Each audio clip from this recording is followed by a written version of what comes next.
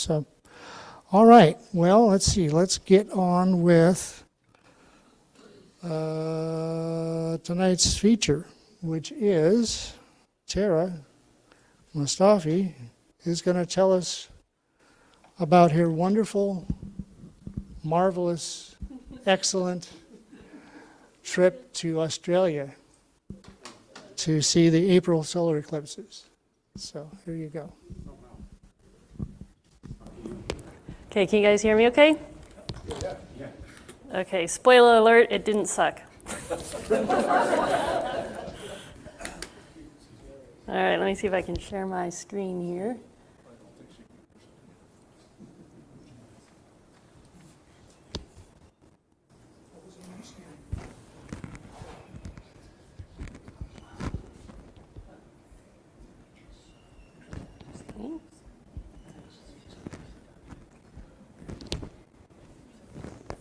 All right, so I'm going to talk about the April eclipse that just happened and we saw it in Exmouth, Western Australia, and then we'll talk about the April 2024 eclipse that is upcoming. So I'm pretty sure this crowd mostly knows what a solar eclipse is and what a total solar eclipse is, but there may be some that don't. But a solar eclipse occurs when the moon's shadow falls on the Earth. The Earth, Sun, and Moon form a syzygy, the moment when the three celestial bodies line up. An eclipse is made possible because of an excellent cosmic coincidence that the Sun is 400 times larger than the Moon, but the Moon is approximately 400 times closer to Earth. So they have the same relative size in our sky. Anytime you see the moon rising on the horizon, it looks huge. Just put your index finger up, you can cover it. It's the same size. Even though it looks huge, I still get blown away by that. So the moon's distance in its orbit does vary every month, and so its relative size varies a little bit. And so because of that, sometimes we can have a much longer solar eclipse when the moon is closer to Earth and its relative size is bigger. Sometimes we can have a much smaller, or shorter duration eclipse as the moon just barely is big enough to cover the sun. And then sometimes we have an annular eclipse when the moon is not big enough to fully cover the sun, and you get that ring of fire. So the 20th of April 2023 eclipse that we observed, the relative size of the moon and the sun were almost exactly the same. So the moon was just barely bigger than the sun. And so that classified it as a hybrid eclipse because as the Earth curves, that shadow of the moon, the full penumbral shadow, doesn't fully reach the Earth at the start or the end of the eclipse track. And so at the beginning of this eclipse, it was actually an annular eclipse that happened over the Indian Ocean, became total over land, and then became an annular again at the end of the eclipse path. However, according to Michael Zeller, who is a New Mexico-based eclipse cartographer, and he's the creator of a great resource that we'll go over later, greatamericaneclipse.com, he says, if you correct for the lunar limb, and these calculations for when an eclipse is going to happen is based on the moon being a perfect circle. But in real life, the moon actually has valleys and peaks and troughs. And so that lunar limb or that jagged edge is what he's talking about. He said there was no true annularity at the beginning of this eclipse. It was what he calls a broken annular. It never had a closed ring. And at the end of the eclipse, it was only briefly truly annular for 1 second. So yes, I saw a hybrid eclipse, the rarest form of eclipse. I'm counting on that 1 second. You guys hold me to that, okay? All right, so this was the eclipse path. This is a map Hello. of... Hey, how you doing? I'm doing fine. How are you? You're a busy guy. Yeah, so are you. Where are you at right now? I'm right here. Oh, you're back in Colorado. Hey, Larry, you want to mute? Please mute. Yeah, Monday morning. Hit 3 land You're masses. not letting a lot of grass grow under your feet, that's for sure. How is she doing? With that? Oh, You you know, Very bottom. Don't scroll. Randy? No? Okay, we're good now. So as you can see, the eclipse path in this map provided by Xavier Jouvier. He has a great eclipse website as well. And I've got links to the pages I'm going to talk about in my eclipse posted a handout at the front table here, and I'll put a post in the chat when I'm done here. But basically that line between that area between the two red lines is what the total solar eclipse path is, what you need to be under to witness a total solar eclipse. If you are outside of that path, even by a couple of meters, you're going to be standing in the rain and the umbrella is going to be right next to you. You're going to miss the show. So you absolutely have to be underneath between those two arrows, or between those two lines, to witness totality. And so this eclipse had very limited landmass, just barely nicked the tip of Western Australia. It went through East Timor and then Western Papua. So there was a lot of talk on this eclipse because the entire world wanted to go this small area on the Exmouth Peninsula in Western Australia. So there was talk of absolute tragedy along the eclipse path, running out of food, running out of gas, people ruining the pristine environment. And so it was kind of an apocalyptic kind of thing. Oh, there's going to be 50,000 people there. It's going to overrun this town. People are going to run out of food and starve. And so it was actually, like, we were thinking, okay, we actually are going to bring an extra suitcase to pack food. Like, we're just like, this is crazy.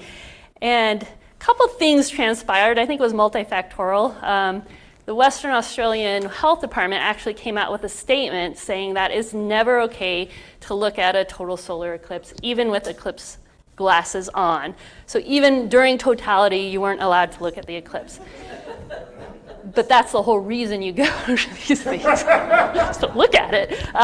So I think that scared a lot of people off. There was a lot of confusion. I know the Australian Astronomical Society actually came out with guidance that is similar to our guidance, that you have to wear the certified, eclipse glasses during all partial phases, but that it's safe to look at the eclipse during totality.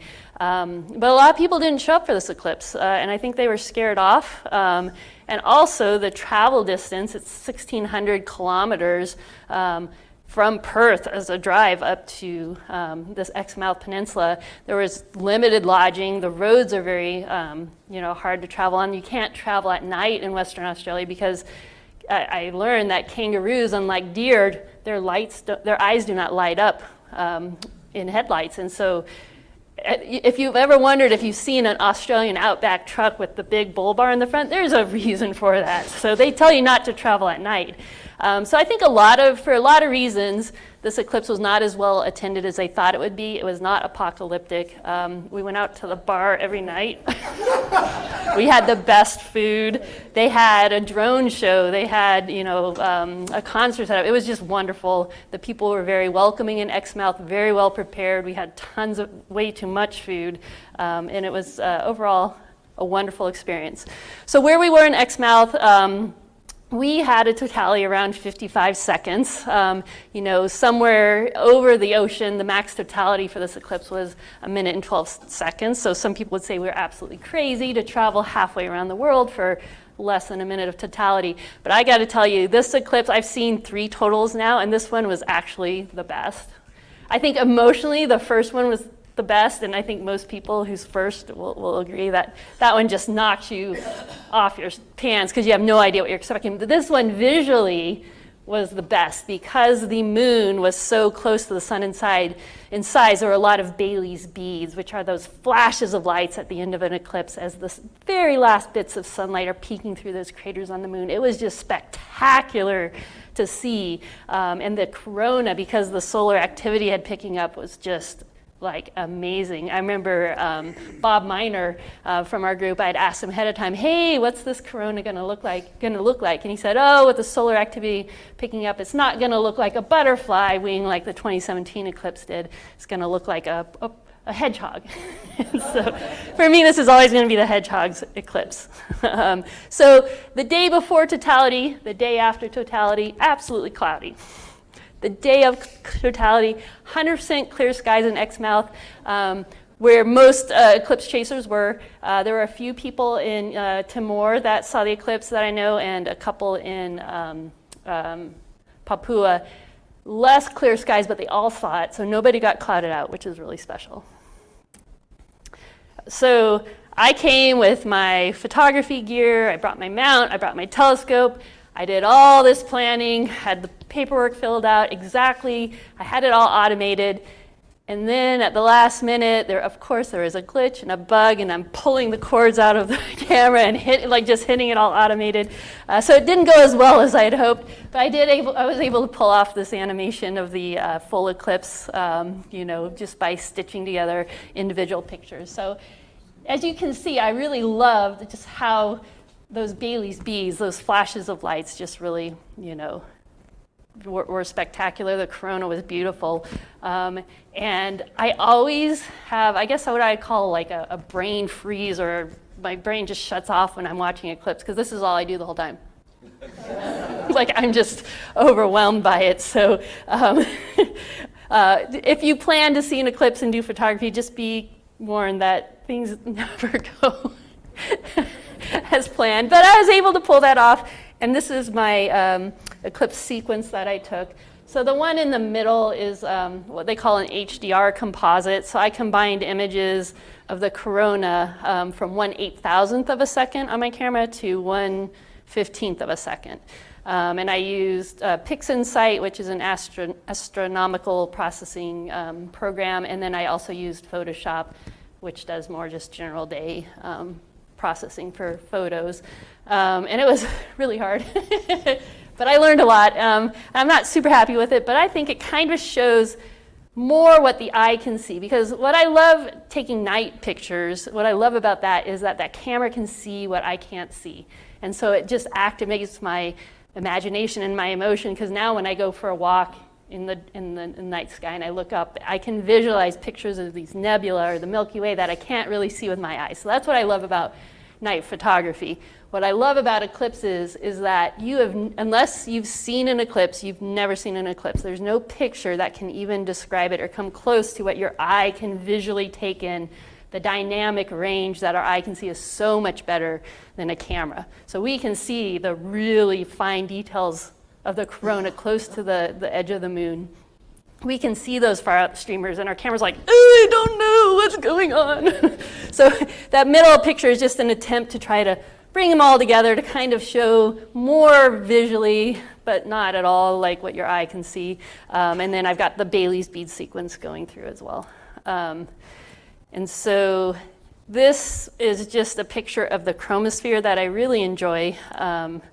I just wanted to show, see if I can turn on my pointer. Nope. Anyway, you can see the chromosphere, which is that lower atmosphere of the sun, all the way from one edge, almost all the way around, just really showing how close in size the moon and the sun were for this eclipse. And when I went down, because this eclipse was in a very limited geographic area, happened to know a lot of people that were down there. And so this is one of my friends, Alex. He lives in Moldova in Eastern Europe, and we met up for the week. And he said, I don't want to bring my telescope. I don't want to bring all my gear. Let's do it as a team. So I had my mount and my telescope and the big tripod, and he had his little, 15 millimeter lens. And he did also do an eclipse sequence at 85 millimeters, but I think he got the easy end of the deal there. So this is the image he came up with. We stayed at our lodging, actually. They had a nice big open area where you could grill and hang out with picnic tables, and we just set up our telescopes the night before. And this is the eclipse sequence. That's actually our, chalet that we stayed in. So the start and the end of the totality, and that's the composite he came up with. So one of the reasons I went to Australia was, hey, there's an eclipse. I would have never gone to Western Australia or Perth probably in my life if it wasn't for the eclipse. But that gave me an opportunity to take some night sky photos, which I absolutely love. So the one on the left there, that's the Fighting Dragons era with the little egg nebula, the dragon's egg at the bottom. I've seen pictures of that and was really thrilled to be able to use my telescope while I was down there, and I actually broke my focuser during taking that picture, so I only got 1 hour of integration on it, so I'm pretty happy with how it turned out. The one on the left and then the other one, those are actually the same picture, I just processed in different ways. The Milky Way arch, I took pictures 180 degrees in the sky, so I just took a picture here, rotated, took a picture, and I stitched them together in Photoshop.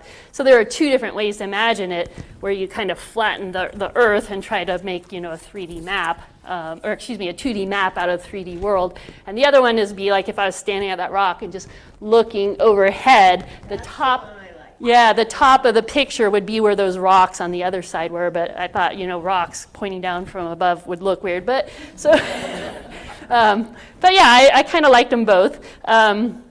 Then you all know I like to take the moon silhouette pictures, and it's a tradition after an eclipse to take a picture of the one-day-old moon. And so I had arranged, and I had planned, you can see my telescope in the middle there. I was about half a mile away from the lighthouse, and all my friends went up on the lighthouse. I guess every eclipse chaser in Exmouth went up to the lighthouse to take pictures of the new moon, and it was absolutely cloudy. So I'm alone on the road, hoping to get a picture of the moon over the lighthouse. Never happens, but I got a beautiful sunset, and my husband bumps into Phil Hart, who is known for his minimal eclipse equipment that he brings to these eclipses. He actually had a courier come and ship all of that to Exmouth, Australia. I'm still waiting for his eclipse pictures, but they should be spectacular. So he's talking to Phil Hart up on the hill on the lighthouse while I'm sitting all alone on the side road, and everybody's having a big eclipse chaser party up by the lighthouse. And he says, oh yeah, that's a great idea. I should try to do that tomorrow. And so he had a successful moon and a lighthouse picture, but we were busy hanging out at the beach that day, and I was swimming with an octopus, so I missed out. But we did go back up to the lighthouse the next day, so that right-hand picture is another panorama photo I took, and you can see it's very cloudy that night. There was a couple sitting at the top of the lighthouse with their headlights on in the car, and I actually went up and knocked on the window, and they looked at me like I was a crazy mad woman. And I said, do you mind turning off your lights? And they're like, why? Like, why are people, because we weren't the only ones up there, why are people keep asking us to turn off our lights? I was like, well, the Milky Way is right overhead, and we're trying to take pictures. They're like, oh. So clearly, they had not ever considered that, and I don't know what they were trying to look at in the middle of the night with their headlights on. Kangaroos. Yeah. So the trip was fabulous. Exmouth, the peninsula, Cape Range National Park goes along that whole western edge of the peninsula. And I have heard that the Great Barrier Reef is one of the most spectacular places to scuba snorkel in the world. But this Ningaloo Reef, right off the coast of the Western Australia peninsula there, you can literally walk into the water and then be in the coral in a few kicks. It was amazing. Yeah, and I swam with an octopus. I saw a grouper, and I think I peed myself. I forget what it was. We swam with whale sharks. We saw reef sharks. The stingray just stared at us. Kangaroos hopping all over the place. Emus running across the road. Rock wallabies. The picture on the lower right is me, and I got my quokka selfie. That was on Rottnest Island outside of Perth. Quokkas are like marsupials. You guys obviously don't have teenagers if you don't know what a quokka selfie is. Anybody know what a quokka selfie is? Okay, so quokkas are considered the world's happiest animal because just by their anatomy, whenever they chew, they look like they're smiling. So anybody who's anybody famous goes to this island to get their quokka selfie, and so I had to as well. We also swam with sea lions. The sea lions, when my friend said, hey, they have a sea lion tour, you want to go do it? I said, I don't know if I want to swim with sea lions. They bite, don't they? The sea lions there are very small compared to ours, very quiet. They're more like seals, but they do have the ears, so they actually are sea lions, and very agile. They can actually walk on the land, and so it was just a thrill to swim with them and interact with them. So if you ever have a chance to go to Western Australia for an eclipse, again, there actually are several eclipses coming up in Australia in the next couple of decades. There's lots of great, wonderful things to do in Australia. All right, so now we're going to move on to when is the next eclipse. North America has two spectacular eclipses happening. We just talked about the one October 14th, 2023. And then that's an annular eclipse. It'll be partial for us in San Francisco. There's also the April 8th, 2024 total solar eclipse, which I am going to push you all hard to try to get under the path for. So this is what you will see if you stay in the Bay Area. You'll see a partial eclipse for both of them, and it'll be cool. If you travel to totality or you stay for the partial here, you're going to need a pair of these. Decorate them how you want. Some people get crazy, like they make all, head masks this big with their eclipse glasses. Buy them now, because for the 2017 eclipse, they actually ran out and the price scalping was horrendous. They were charging like $50 for a pair of these glasses. You can get for $1 now. So pick those up now. Rainbow Symphony, just Google it. Just make sure they're certified. I don't think you can really buy anything in the US that's not certified unless you try really hard, like on AliExpress, not sure. So the April 2024 total solar eclipse is coming. It's going to start over the Pacific Ocean, go through Mexico, Texas, all the way across the Midwest, up through Maine, and then exit out through the Northern Territories of Canada. And again, this is a map by Xavier. You want to be in between those red lines to see totality. If you don't make it to totality for this one, it's going to be 20 years until you have another chance in the 40 years. Yeah, 2044. Hold on, I wrote it down. Jesus. It'll be 23 August of 2044. So this is your best chance for a long time for anywhere close, okay? So where should you go see it? Well, this is Eclipsophile is a site by Jay Anderson. He's an eclipse meteorologist, and he has great resources. Again, I'll put all the posts to these websites in the chat, or you can pick up the sheet on the end. But basically, if you look at this, I don't know, oh, you can see it here. Okay, if you look at the blue is generally good and red is bad as far as seeing the eclipse goes and clouds are. So Mexico, Mazatlan is looking pretty good. Texas is looking okay-ish. And as you go along, the chances get less of having clear skies. There's been a lot of talk, though, with a particularly strong El Nino event coming on that typically that makes the weather odds a little worse in Texas and a little better for the rest of the eclipse path. I'm not sure. There's a lot of debate on how important that actually is. But I think there's a lot of factors going on if you do try to get under totality. And just by a raise of hands, who here is planning to travel to the eclipse? Oh, quite a few. Okay. And online, if you guys want to raise your hands, that'll be kind of interesting as well, just to kind of see. So yeah, so you guys know, I think more than the general public, how different a partial eclipse is from a total eclipse. Who is planning to see it in Mexico? Anybody? Okay. Okay, just the two of us. How about Texas? Okay, we got 3 or 4. Okay, how about Midwest? Okay, so Arkansas, okay. Ohio, okay. All right, so I think there's considerations outside of cloud cover. I know that my grandparents' home is a 20-minute drive from the eclipse path in Ohio, so. But we've chose to go to Mazatlan because it's on the beach and it's gorgeous. But the United States Department of, somebody says, don't go to Mazatlan. There's a travel advisory. State Department, thank you. I was like, blank. So it's not an easy answer on where the best place is, but I think making it part of something greater. Never go on these trips just for the eclipse, because then you may get disappointed if it is clouded out. So anybody planning to take pictures of the eclipse?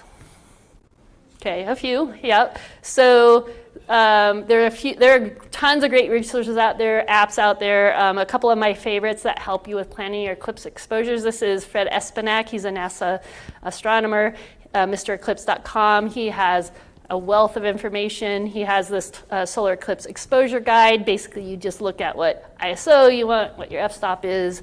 They tell you what shutter speeds to use for what parts of the eclipse. And then Xavier also has a solar eclipse calculator where you can input those numbers and switch them around and come up with kind of best exposures. I've used them for several years, and they're actually really helpful and accurate. So that's it for my travels, and I'm glad you guys a lot of you guys are planning to travel for the eclipse. Does anybody have any questions? Yeah, Yes. if you've got questions, let me get over here with a microphone for you, okay? Hang on just a second. I'll get you. Tara, if you go to an eclipse and then you do a presentation, you have to bring us photographs, real photographs, like Bob does. How many days were you in Oh, Australia? we were in Australia for 2 weeks. We spent half the time in Exmouth and the other half the time in Perth and surrounding areas there. We actually went to the Perth Observatory. It was great, and we went to the Gingin Gravity Center. I guess there's a feud between the two of them on who has better telescopes. And then the Gingin astronomers actually were the ones that live fed the solar eclipse for everybody, and they were great. They were phenomenal to talk with. Just out of curiosity, was this a club trip? No. Oh, okay. Yeah, and we got lucky, and I booked my lodging 3 years prior to the eclipse. Oh, wow. Huh. Yeah. Yeah, you almost have to do that. We got a couple of questions here, okay. I'll get to Paul here first. Did you take pictures of the large and small Magellaниc clouds? I did, and you could kind of see them. Let's see, how do I go back? Oh, well, let me go back. Oh, my. You can kind of see them. I'm going to have to reshare it, I think. I apologize. No problem. I did not take pictures of them with my telescope. I just, because I broke my telescope, only got the Fighting Dragons of Era. But in this picture, let's see, can I zoom anyway? No. Anyway, in the panorama picture, you can see them on the far left-hand side here. We'll have David move the chat real quick, but you can see them on the left-hand side. The other thing you can see is the emu in the sky there. Kind of interesting. We have like the Orion constellation, and we have the Big Dipper, and the Aboriginals would have their constellations by the dark spots in the sky. I'm going to step over to the screen real quick. I apologize. Oh wait, I was trying to do, can you see my pointer? Oh yeah, okay. So here are the large and the small Magellanic clouds. And then this right here, the emu is on its head. So that's the head of the emu. And the galactic core is actually its wings. So it's like, it's actually, the constellation takes up the whole half of the southern sky. Yeah. See, there was another question over here. What is the green glow? Oh, so that was crazy. I had no idea because I couldn't see this with my eye. And when I developed the pictures, I'm like, oh my God, what is that green glow? So it turns out it's Earth glow because this was such a dark sky site. We were in Bortle 2, which means very limited light pollution. The sky is so dark that the oxygen and the nitrogen actually chemofluoresce and turn a green. And so this greenish color is the Earth glow, and this reddish color is Earth glow. So the green is the oxygen, and the reddish is nitrogen fluorescing in the sky. The other thing that's kind of cool about this picture, and I apologize, I should have, do I have it just on my, I should have made it bigger for you guys, I apologize. I think I have it here. No, I can't get to it. I'm not very zoomy worthy. Anyway, there were gravity waves, which are like if you take a rock and throw it into a puddle and it makes waves, there were gravity waves you could see rolling through the green and the red, Earth glow, and that was from the atmosphere trying to equilibrate its temperature, because that picture was taken at 4:30 in the morning, because I wanted the galactic core right above overhead, so I had timed it to be taken at that time, so the atmosphere was really changing. You could see the rippling of the Earth glow. Good. Any more questions? No questions. Thank you very much, Chair. All right, thanks, guys. Absolutely. We're going to be doing our main presentation now. Tonight's talk is entitled James Webb Space Telescope, Conquering the Observable Universe. I am pleased to introduce Mr. Tim Thompson to our meeting tonight. I'll get it out. Mr. Thompson received his BS and MS degrees in physics from California State University at Los Angeles. He joined the Jet Propulsion Laboratory technical staff in January 1981 as a member of the radio astronomy group. His research focused on the atmospheres of the outer planets and their magnetic fields. Along the way, he earned 2 NASA Group Achievement Awards. As a member of the Center for Long-Wave Astrophysics at JPL, he was an image processing specialist for the Infrared Spitzer Space Telescope. He retired from JPL in November 2008. He is also an amateur astronomer and has been an astronomer at the Garvey Ranch Observatory in the city of Monterey Park since 1975, with extensive experience in public outreach. He has been elected president of the Los Angeles Astronomical Society 12 times, received the Society's Lifetime Achievement Award in 2004, and is the recipient of the 2015 G. Bruce Blair Medal from the Consortium of Western Amateur Astronomers.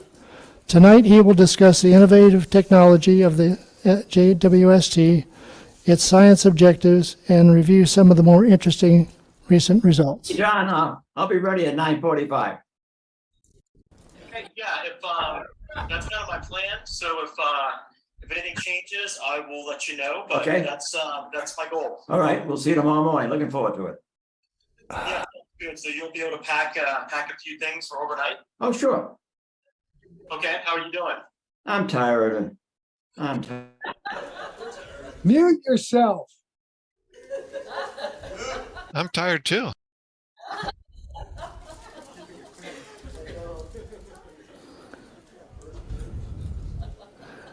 These guys don't understand how Zoom works. Okay, now let me get this. Wait a minute. Oh, I know. No, that's not it. Hang on. View options. No, not view options. What am I doing? Always takes me a second to get this figured out here. Okay, now. Come on.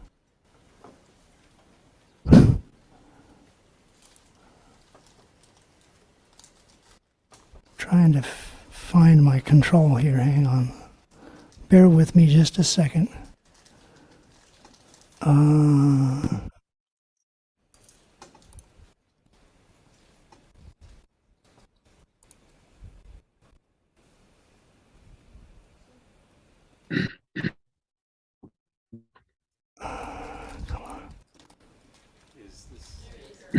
There you go. That's what I was trying to do. All right. Now, huh? Are we ready? Yes, we are. No, I muted somebody who was talking over us, and I had to change the spotlight so that Mr. Thompson could be front and center. So, sorry about that, Tom. Oh, boy. All right. Now we're ready to go. Take it away, sir. Well, here we go. Is it the space telescope or a star destroyer? I'll let you make the decision yourself. And so let's see if I can actually advance my slides. There we go. So there's the James Webb Space Telescope blasting off from French Guiana. Cost 20 times what it was originally intended to cost, maybe 10 years behind schedule. The really interesting thing to me is that if you look down at the bottom left, the launch weight of the James Webb Space Telescope is just a little bit more than half the launch weight of HST. So even though JWST is a lot bigger, it actually weighs a lot less. And it's an unusual international collaboration. And since the talk is being recorded, you can always go back and look at these slides and read all interesting text that I pile on there. But I want to start by looking at the telescope itself, some of its technology design. One of the questions you always get is why you put telescopes in space. this was one of the big selling points for the Hubble Space Telescope, that you get above the seeing effects of the atmosphere and the stars don't twinkle in space. But you see from these images, adaptive optics has eliminated that as a real reason for putting telescopes in space. We can put telescopes in space on the ground or pretty close to it, and you can see the difference between the regular ground image on the left and the adaptive optics image on the right. And I mention this for two reasons. One being this is no longer an excuse for putting telescopes in space. You got to come up with a better one. And the other one is that adaptive optics is not a DoD invention. It was actually invented at Mount Wilson Observatory by Horace Babcock back in the late 1940s, early 1950s. You can download the summer quarter 2021 issue of Reflections from the Mount Wilson Observatory website. There's the URL down there in the lower right corner. And read my article about how that came about, and I won't bore you with that. And this is the reason you put telescopes in space, especially when you want to do infrared astronomy, because this plot's from an Atmospheres website, but it just happens to coincide almost exactly with the wavelength range of JWST.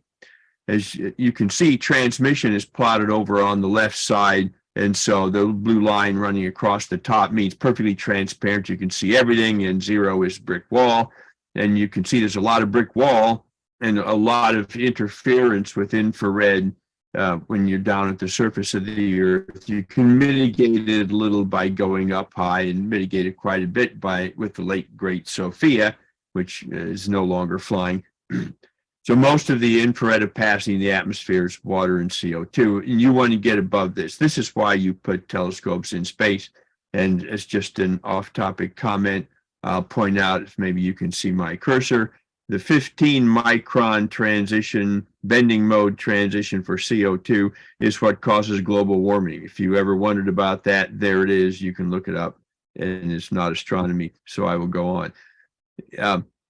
James Webb Space Telescope is big, and here is a full-scale model of it deployed in front of the Goddard Space Flight Center in Maryland with a bunch of the people who worked on it.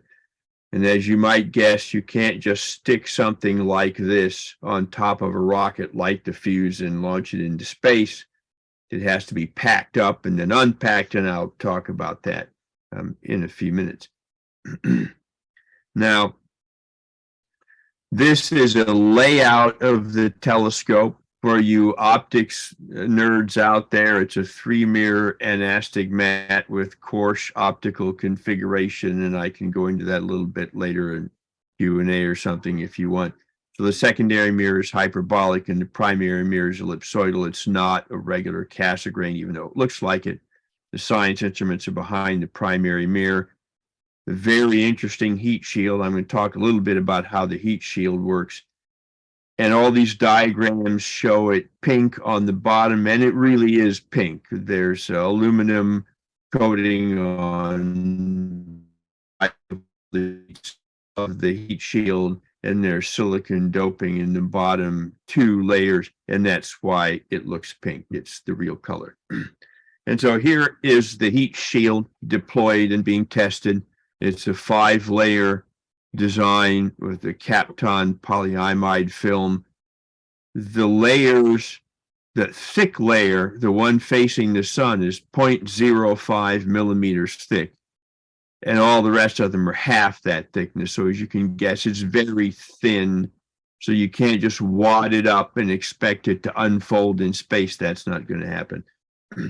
But this design is unique, and I'm really impressed with how well it works.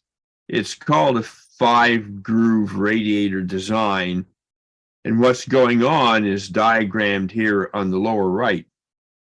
About 200 kilowatts of solar power is hitting the bottom of the heat shield, and most of that's going to bounce off, but nothing is 100% perfect ever, anywhere.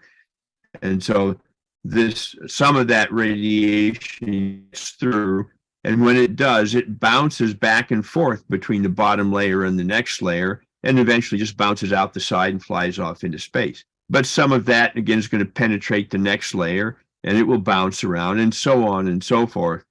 So the result is, while about 200 kilowatts of solar power hit the bottom of the heat shield, only about 1 watt of thermal power makes it out the top. So the target temperature for above the heat shield, where the telescope is 38 kelvins, or 390 degrees below zero Fahrenheit. And that has actually worked pretty well. Here's the temperature layout for the instruments as they are now. Only one is an active cryocooler, because 38 or 39 Kelvin is really much too hot for that instrument to work. It can't really function properly unless it's at least 7 Kelvin, and it's down to 6, or 449 degrees below zero Fahrenheit. So it's pretty cold. The other instruments around 39, 36, 32 Kelvin. It works well with the target temperature of 38. So they're a good temperature for functioning, and they're stable. It's an infrared instrument. So if you make it too warm, you see the telescope and not space or whatever object it is you want to look at. Now, JWST is generally sold to the public, especially as a follow-on to the Hubble Space Telescope. But it's really more of a follow-on to the Spitzer Space Telescope, because they're both primarily infrared missions. So this diagram shows the wavelength range over which the 3 telescopes, the HST, JWST, and Spitzer, worked.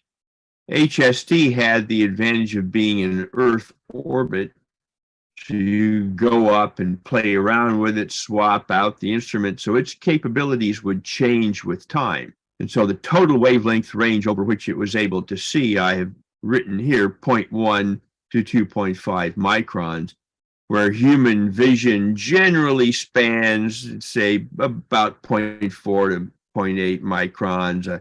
Put 0.38 to 0.75 up here because some eyeball website said that's what it is.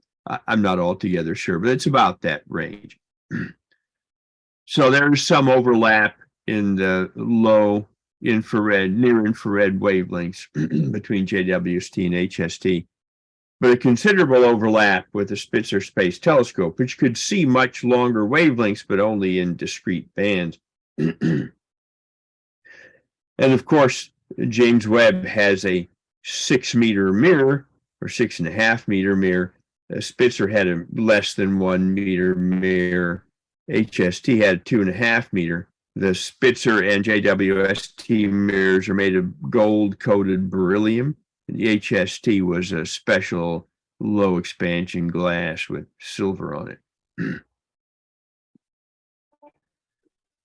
So you just stick that thing on the top of a rocket, push the button, and hope it flies, because that ain't going to work. So you have to fold it, and then you have to unfold it. And I have a movie which will show you how it unfolds. I think I've disabled the cheesy music that goes around with it, but we'll see. Before it plays, I just want to point out that there are 300 single point items on this telescope. It's really impressive. And sunshield array alone has 107 release mechanisms, 70 hinge assemblies, 400 pulleys, 90 cables. It's really complicated. So we'll play the movie. And this is how it unfolds. It's solar powered, so you have to get the sun first. And you have to talk to it. The deployment of the sun shield is the most complicated part. There's a lot of steps to it. That's where all these 107 release mechanisms and 400 pulleys come into play. The The sun shield is shaped to minimize torque on the spacecraft and pressure from sunlight. And that momentum flap that opened a minute ago is designed to minimize the torque. So the spacecraft's own control system take care of it.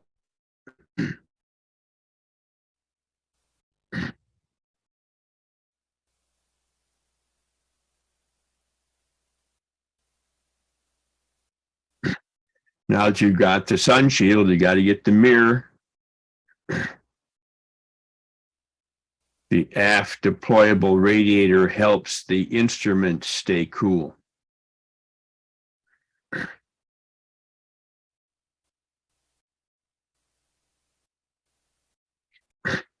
And eventually it goes off.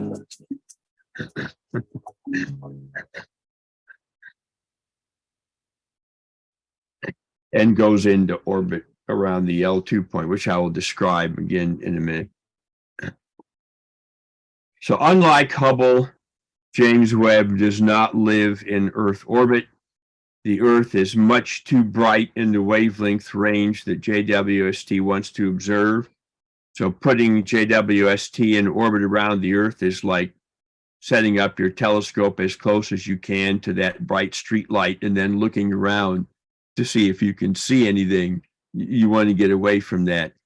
So it's gone out to the Lagrange point. So the 5 Lagrange points are diagrammed here. These are points fixed to the Earth as it goes around the sun, fixed in relation to the Earth, where orbital momentum and gravity balance to give you some kind of equilibrium.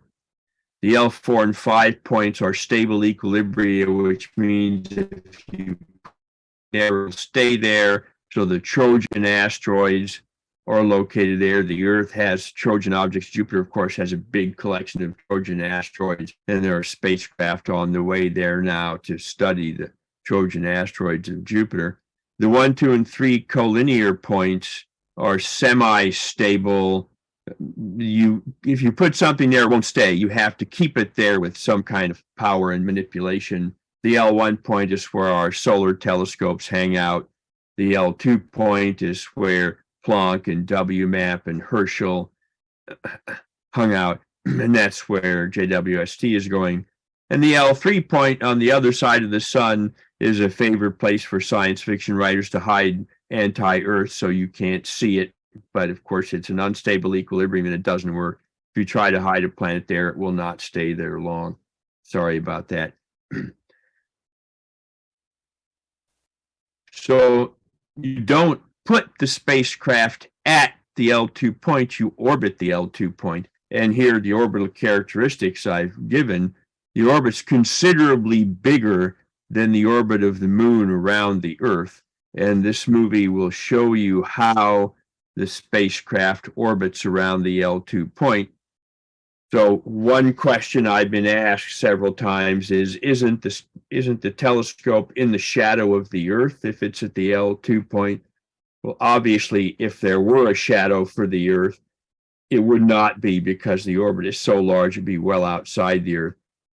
But in fact, at the L2 point, the angular size of the Earth is significantly smaller than the angular size of the sun, like by a factor of 20 or so, or more. So there wouldn't be a shadow anyway. So that's where the spacecraft and telescope are located. It did get smashed by a meteor that hit the C3 component that's diagrammed here in the lower right. It was a larger micrometeorite than expected, but this kind of thing was engineered into the plans for the telescope and is engineered into the plans of all spacecraft that go out to the Lagrange point, because they all get hit by micrometeorites. This one was just a little larger than expected, but it had no significant effect on the optical performance of the telescope. And for the wavefront error, it was a very small change. And this can be compensated for partly by repointing and adjusting the segments of the mirror, and of course, partly in software when you're analyzing the images, processing the images. So it was not a big deal. So far, it has suffered no big major micrometeorite or non-micrometeorite impacts. Now, having looked at the telescope, I do want to introduce you to the science before I start looking at the observations made by the telescope. And one thing I want to point out is that the redshift distance relationship, which is now the fundamental observational aspect of Big Bang or expanding universe cosmology that we accept now, was first discovered and first demonstrated at Mount Wilson Observatory by Edwin Hubble in his first paper in 1929. Then he teamed up with Milton Humason, and they wrote a second paper in 1938, extending the distance relationship out to 100 million light years. And it was fairly linear. So the redshift in these plots, these early plots, is expressed as a Doppler velocity. Now, if you remember your high school algebra, and hopefully you do, and if you don't, why not?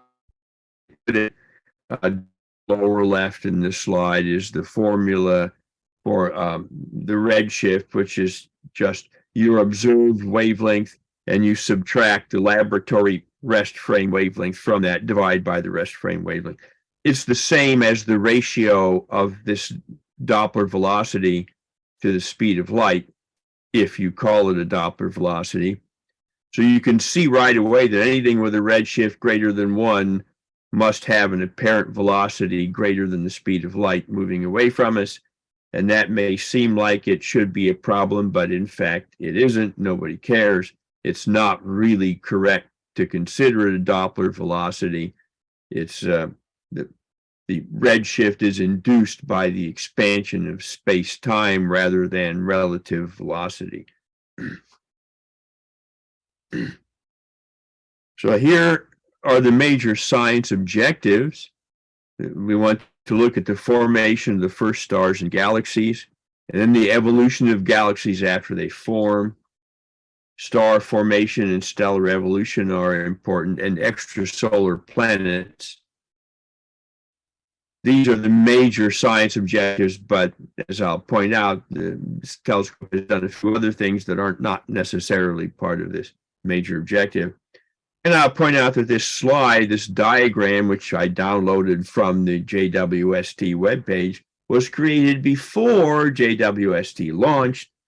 You'll notice it says the first stars are expected to form somewhere between 200 and 400 million years after the legendary bang. But in fact,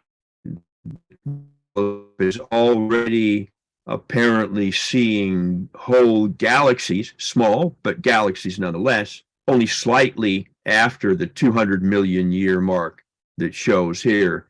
So the odds are we will have to push the formation of the first stars considerably earlier than this, maybe down to 100 million years. We'll see. Here are the instruments. It has a near-infrared camera and spectrograph, the near-infrared imager, and there's a slitless spectrograph for special purposes. And the mid-infrared instrument, the wavelengths and the number of detectors are given in the chart. MIRI is the only one that can observe the range between 5 and 28 microns. So that's primarily for detecting the high redshift galaxies where you need the longer wavelengths. That wavelength range is also very good for imaging exoplanets, especially thermal emission at the longer wavelengths. And you'll see some gas and warm dust. The shorter wavelengths, say less than 5 microns, are going to be increasingly dominated by starlight as you get into shorter wavelengths. And I'll have a demonstration of how that works later in the talk. And you will see gas and hot dust, but gas is probably the more interesting thing. So the telescope obviously can do imaging. It can also do coronagraphic imaging, and I'll show you how that works. That's where a physical disk actually goes in the way of the star to block out its light.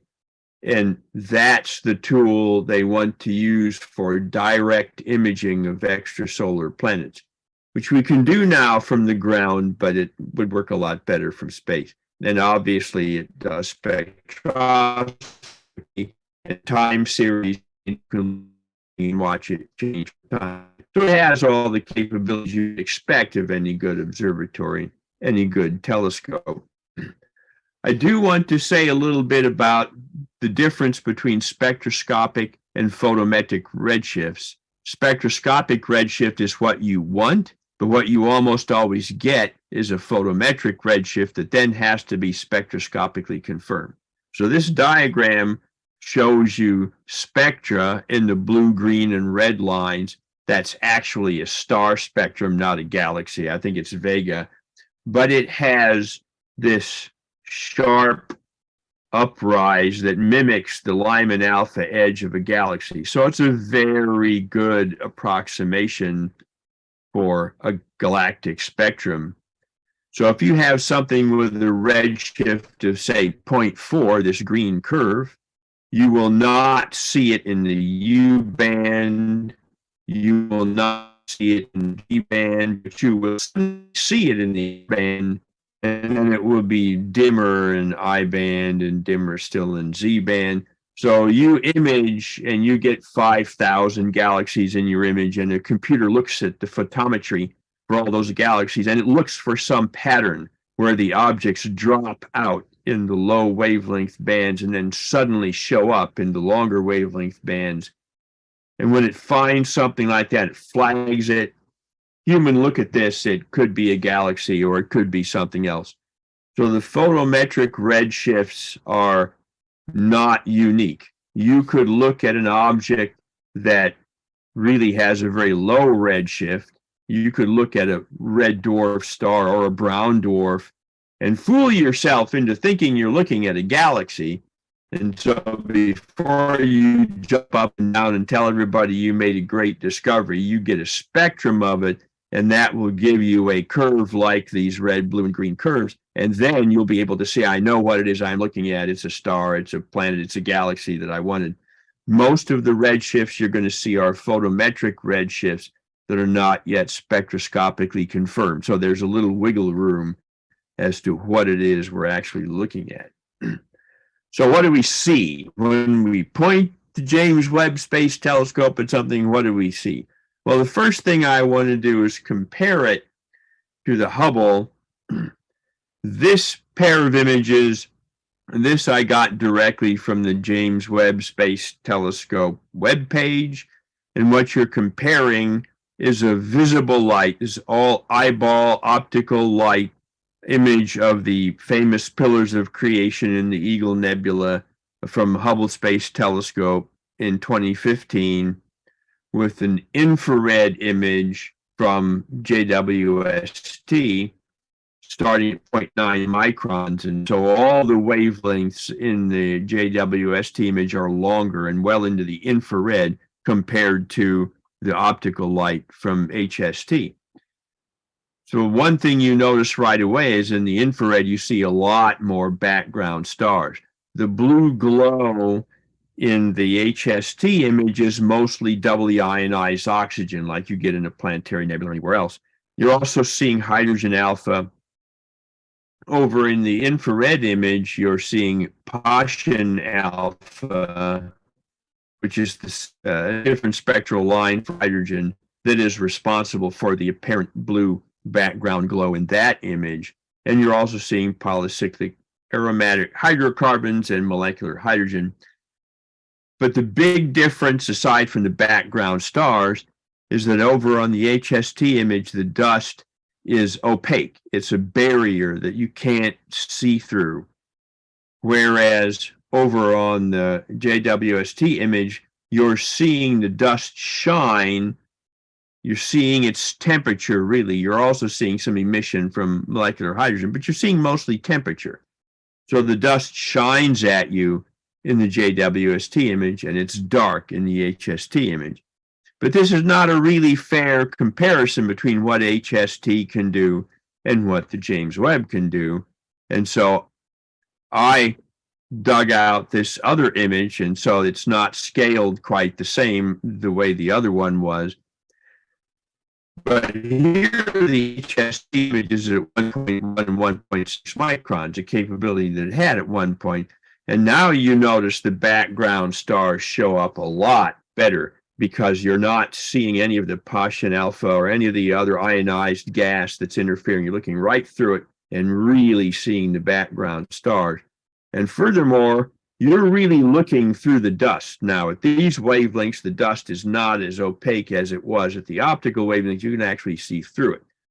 So one of the reasons you go to infrared is so you can look through the dust and see what's in it and what's behind it, which you can't do with eyeball light. And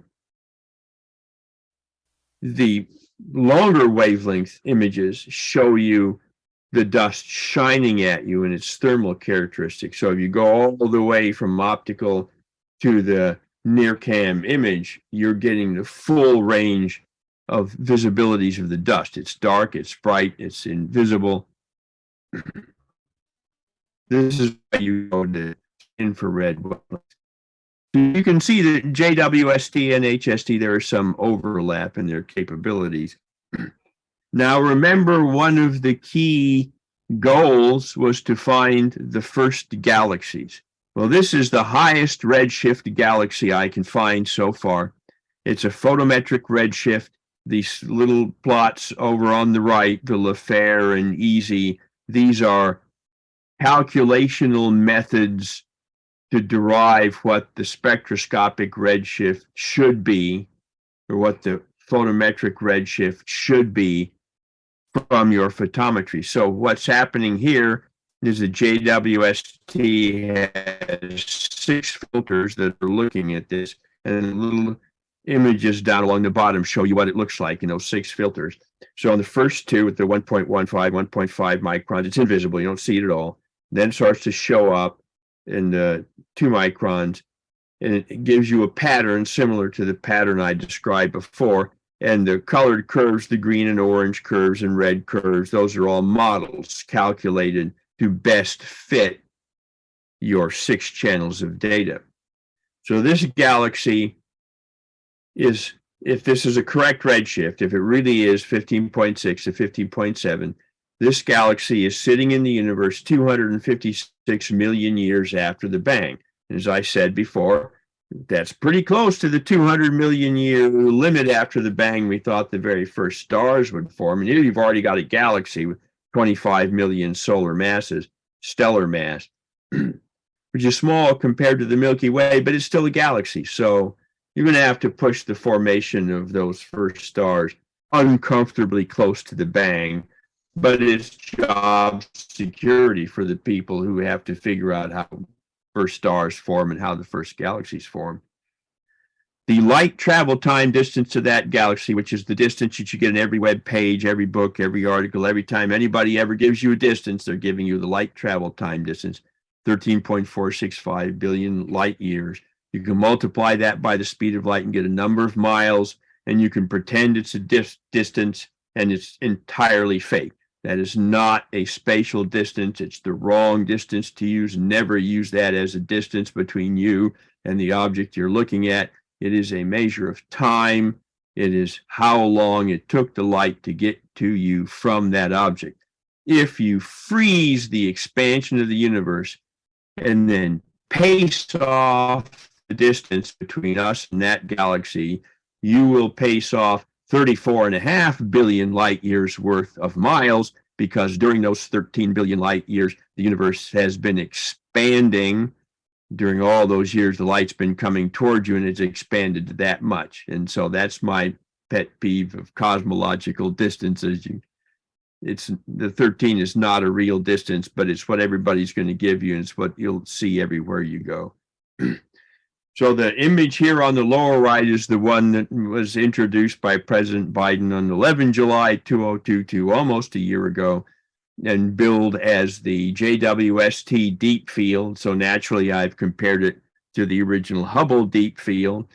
They're remarkably different kinds of image. The Hubble image, the telescope pointed deliberately at the darkest chunk of sky, confined and exposed for 155 hours. And the JWST image only exposed for 12 hours, but looked at a deliberately crowded part of the sky. They're both chock full of galaxies. There are thousands of galaxies in each image. They both get the same results, except when you look at an image like this one, so this is the JWST image, they're looking through a foreground galaxy cluster. And so you can see the arcs of the various galaxies here. These two arcs are the two images of the same galaxy. Multiple images of the same galaxy is something you typically get in gravitational lensing. And here's lensing, lensing, lensing. You can use that to view the dark matter distribution in the galaxy cluster. But more interesting, it acts as a magnifying glass. So any object behind that galaxy cluster can be magnified in brightness by a factor of 1,000. So if you're looking for something really dim, you can look through a gravitationally lensed galaxy and see objects with JWST that JWST would never see on its own. It has to have the magnifying glass of gravitational lensing in front of it. And so here are some spectroscopically confirmed redshift for some of the galaxies seen in that image. Now, these are not spectacularly new. HST has seen redshifts out to about 11. But one thing you can do is you can look at the chemistry of the galaxy. In this case, we're seeing neon and oxygen aside from the hydrogen. So we know these are not first generation stars, and that's not surprising because this galaxy is 620 million years after the bang. So we've already got one small galaxy only 256 million years after the bang, and it's not clear whether it has original first generation stars in it or not. Probably not, but didn't see a spectrum for it. You can look at spectra like this as a function of redshift and see the chemical evolution of the universe. And eventually you want to look at a spectrum of a galaxy and see nothing but hydrogen and helium. And that will tell you that you're looking at the first star. But it's kind of hard to get individual stars. But as I will show you later, it's not out of the question. You can do it. So this is a plot looking at that image.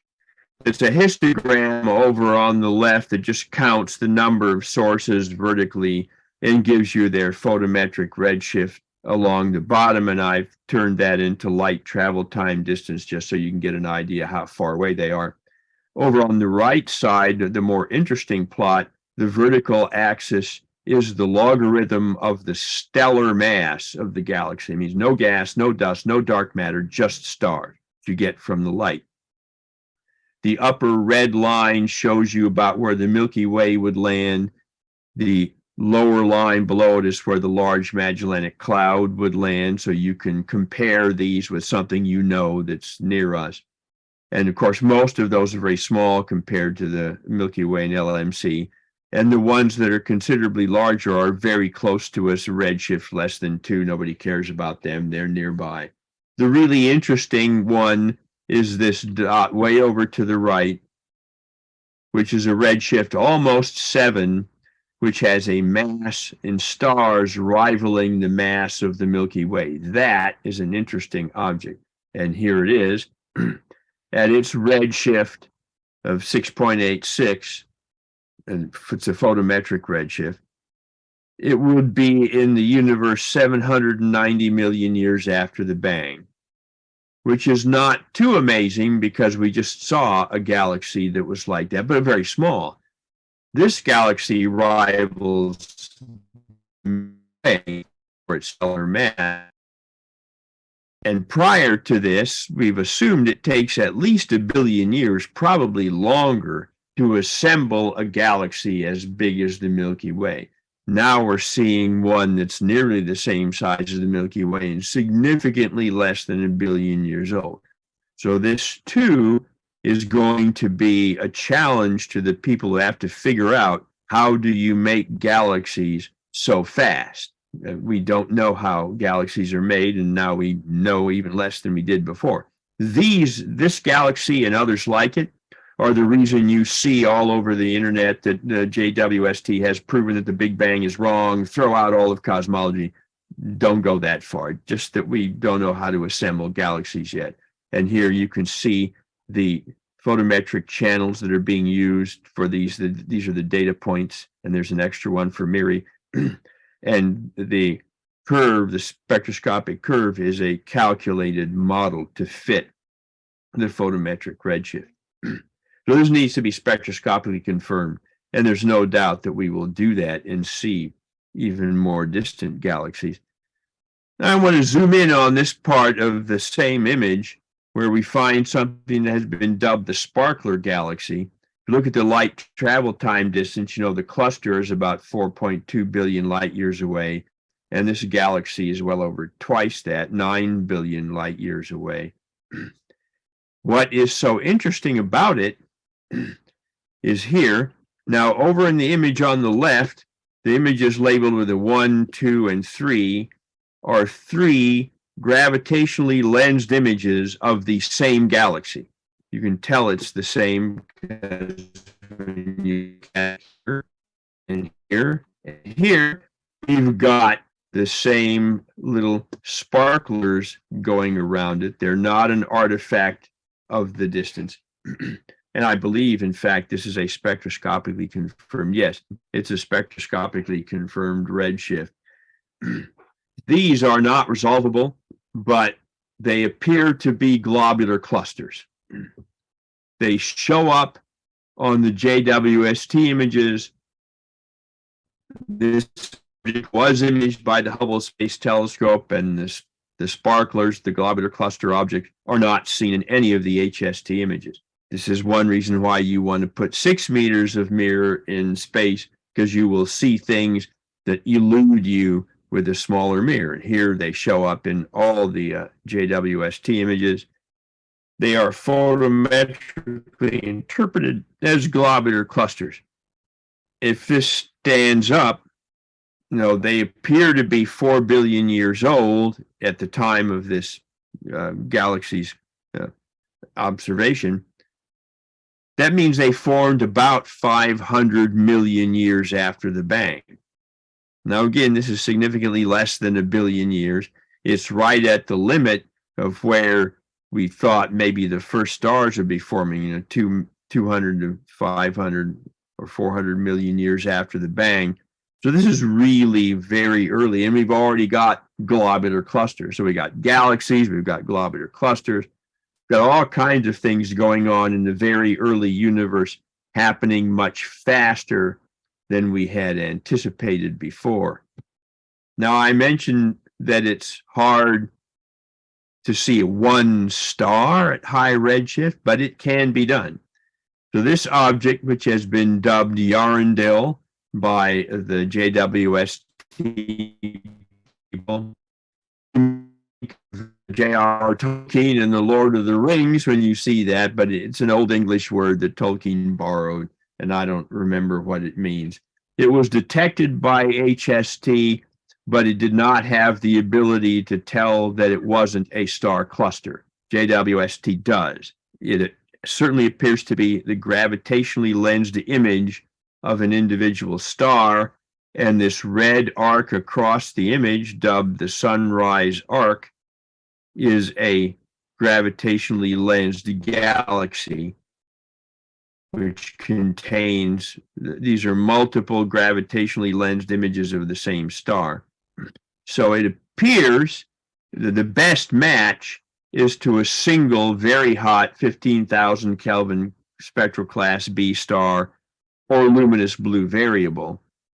But you could, if you cool down the B star and look at the plot on the right, you could make this, say, a 10,000 Kelvin B star, the red curve, and a 30,000 Kelvin O star, and you will, again, get a combined spectrum that matches the photometric points. Those are the little boxes with the error bars on them.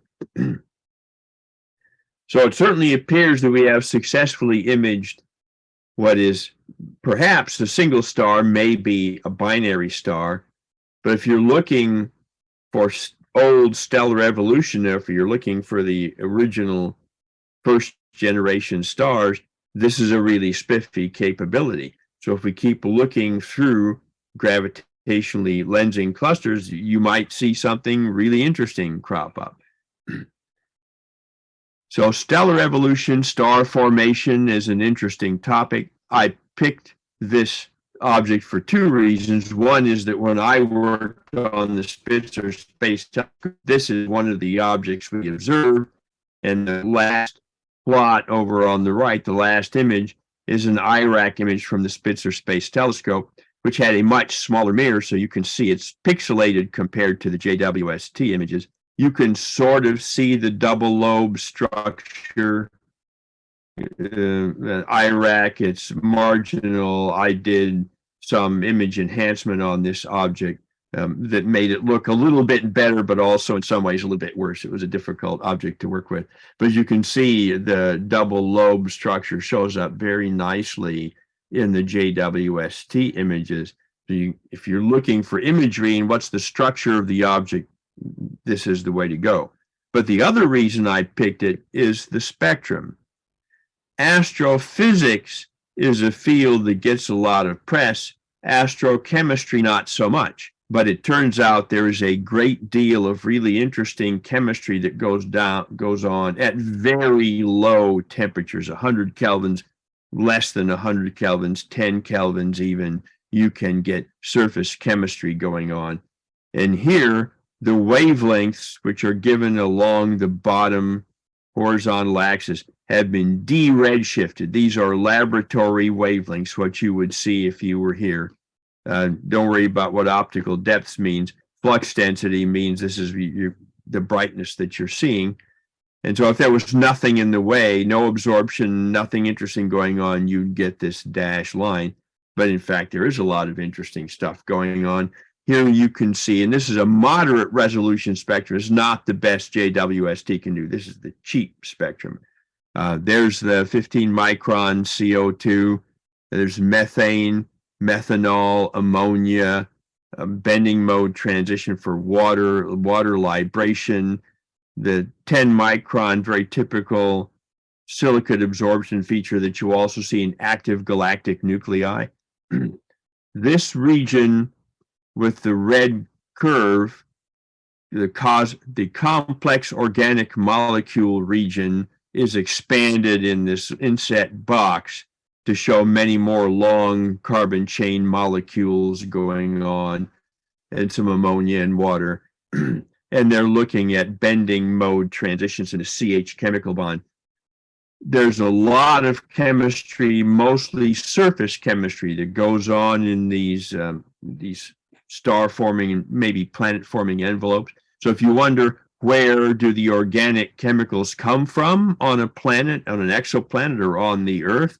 They come along with the formation. They come along with the medium that the sun is made out of, that the stars are made out of. They form through surface chemistry and some gas phase chemical reactions in the protostar medium.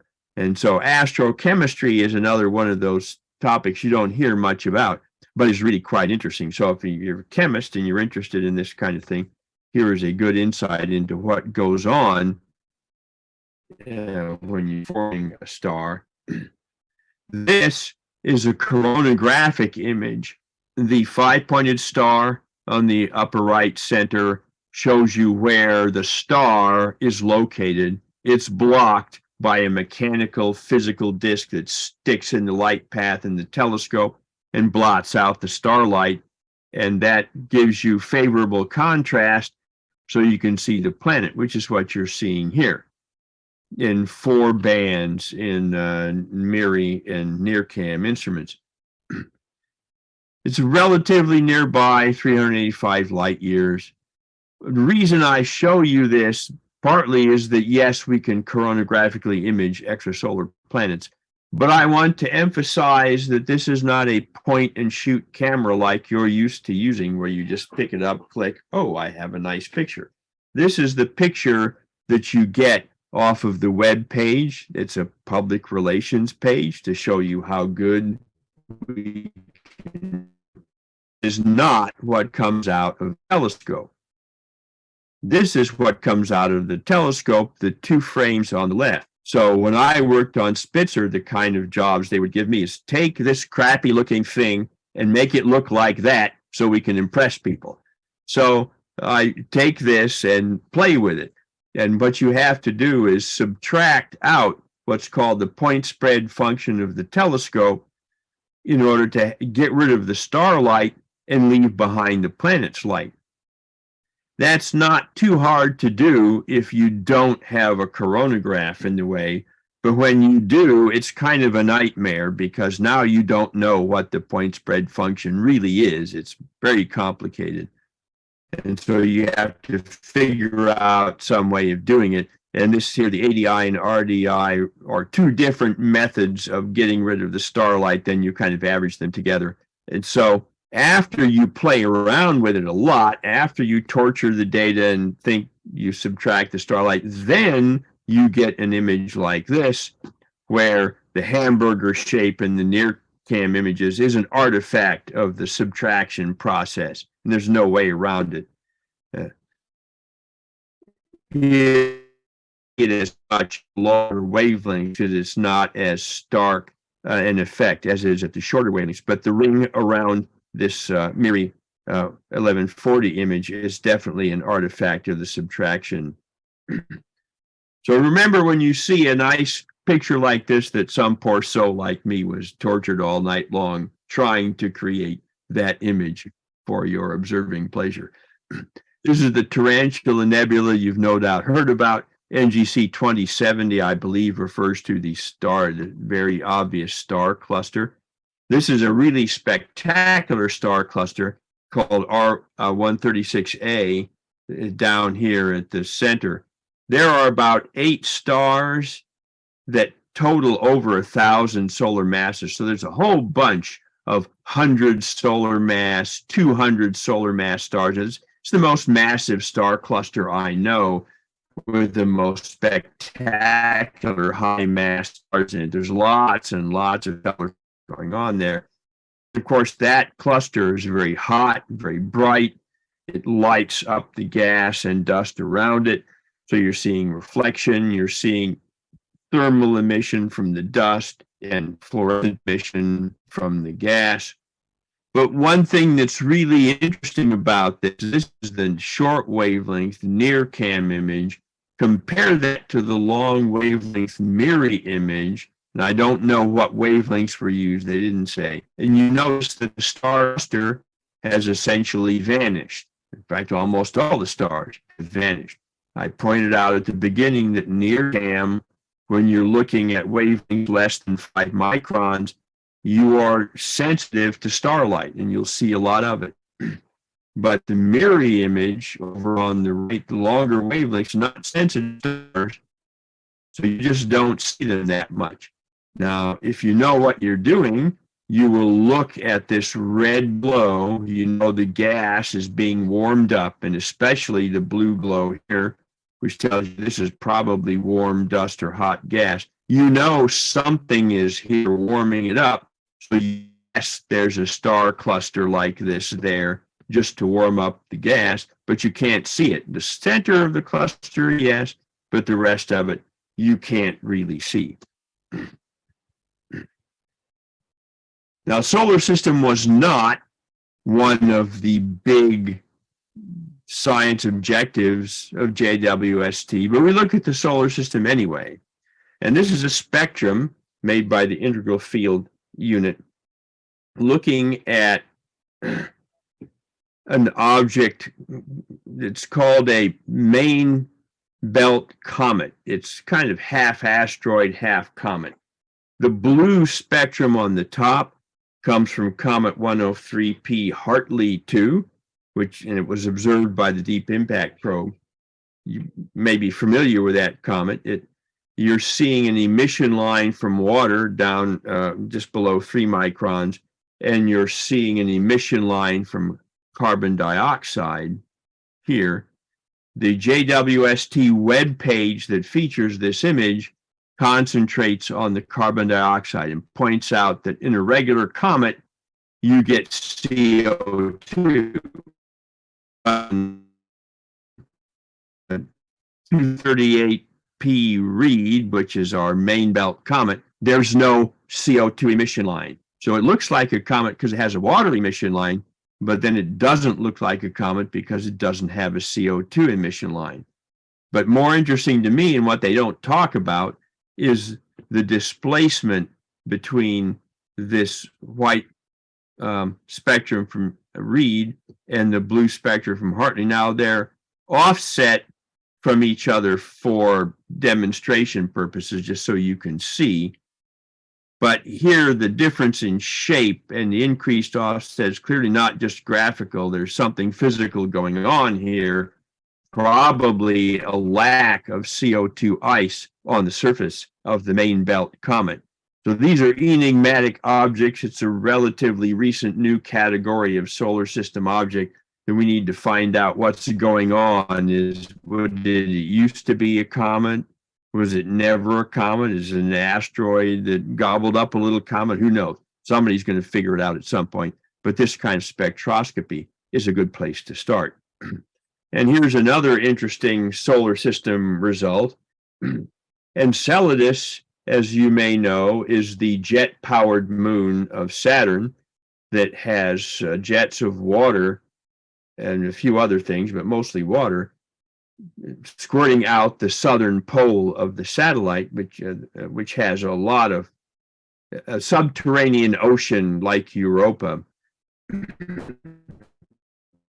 Turns out that the plume of water coming from Enceladus, observed by JWST, is significantly larger than anyone thought it would be. So this is a new result. And in fact, it's just came out a few days ago. I added it to my talk this morning just because it was so new. The spectra are the white curve, and models that fit the spectra are the colored curves. So here on top is a spectrum of the plume. That's the purple line. And the plume is what's seen inside this dashed curve, and that's the blue. You're looking at plume and you're looking at Taurus. The plume is up here, pardon me. But you're seeing a lot of water and you're seeing it form a torus. And this is the water source, probably, for the entire Saturn system. There's a lot of water ice in the rings of Saturn. You always wonder, where did all that water ice come from? Well, it probably came from Enceladus, as does water vapor and water ice throughout the Saturn system. So this will demand a little more solar system research. Here's what Jupiter looks like. And remember, this is infrared, so these are not visible wavelengths. You make up your own color scheme for these. Don't make the mistake of thinking, oh, well, this is the same white as the white band. No, you make up whatever color you like. That's one of the nice things about doing infrared. But you're getting a lot of detail around the great red spot. You're still seeing the cloud bands. With these wavelengths, you're looking deeper into the atmosphere. You're looking beneath the clouds that you would see if you were looking at Jupiter in your own telescope with visible light. With infrared, you're looking deeper. And if you go into longer wavelength infrared, then you're seeing the temperature below the clouds. And we now know from results coming out of the Juno spacecraft around Jupiter that these cloud bands, the circulation bands that put the clouds on top, extend well over 1,000 kilometers, thousands of kilometers really, into Jupiter. So they're very deep-seated. And there's a Jupiter and its rings and some of its moons, and we have a very bright diffraction spike from Io over on the left. You even get diffraction spikes from the aurora, which kind of surprised me. I expected them to be more impressive in ultraviolet than they are in the infrared. And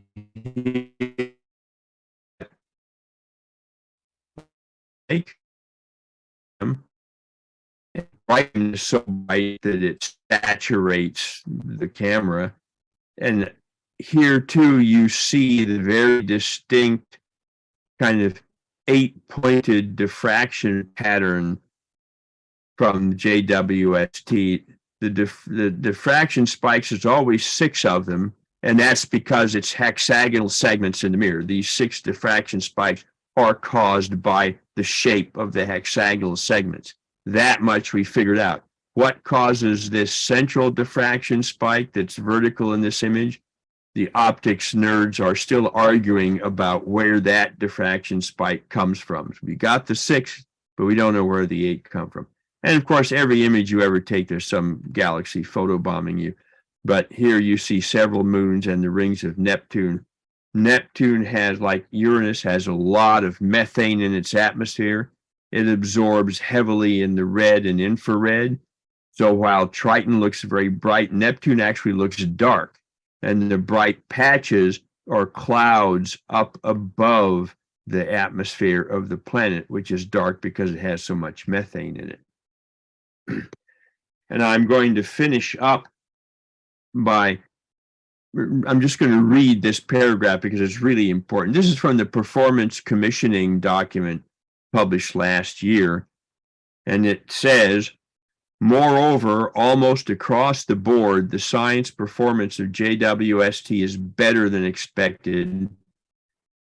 The optics are aligned, the spread function is sharper with higher encircled energy, and the optical performance is more time stable than requirements. The fine guidance system points the observatory several times more accurately and precisely than required.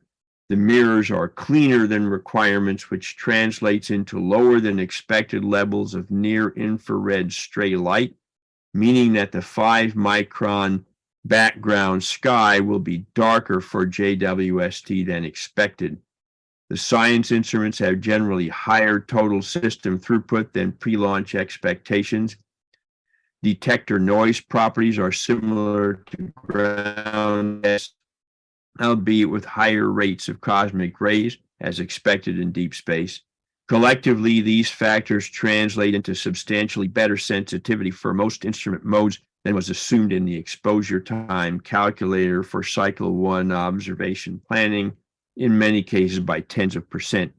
In most cases, JWST will go deeper, faster than expected. In addition, JWST has enough propellant on board to last at least 20 years. That last line is really important. Prior to launch and even after launch during cruise phase, there was some question as to how long JWST would last. Its program requirement was 10 years. And early on, it was thought maybe we could push it a few years beyond that. But because of efficiencies using the gas propellant to orient this telescope and to keep it in its proper orbit, now know that it should last at least 20 years. The reason this is really important is not just because we'll have JWST that much longer, but the new generation of extremely large telescopes, like the great giant Magellan telescope, or the 30-meter telescope, or the European extremely large telescope that are under construction now, 2 of them are anyway, ELT and GMT, they will be online in probably the next 5 years or so. So there will be plenty of time for overlap where you can see something with JWST that looks interesting, and if it's at a near-infrared wavelength where we can see it from the ground, you put a 30-meter mirror on that, and you'll see a lot more than you can see with a 6-meter mirror, just as the 6-meter mirror sees more than the 2.5-meter Hubble mirror. So there's plenty of room for collaboration between the extremely large telescopes coming online now and JWST. And this was a worry prior to launch because the JWST kept getting delayed and delayed. or we're going to have time for less, like we will. And so with that, I am done, and thank you for listening, and I will answer questions for as long as the boss will let me. Thank you very much, Jim. We're running a little late, and so I don't, hopefully, if anybody has any questions, they're brief. Otherwise, everyone have a good evening. Okay, you can always get in touch with me. You got my email. Thank you very much, sir. Thank you. You're welcome. Okay. All right. Thank you much, Jim. You're welcome. I always talk too much. Yeah. Oh, you did great. Yeah. I don't see any questions on the chat, so. Even with, there was a little interference, but even with that, it went great. It's Zoom. Zoom always does that. Yep. It went great. Thank you. Okay. All right. Good night, everyone. Good night.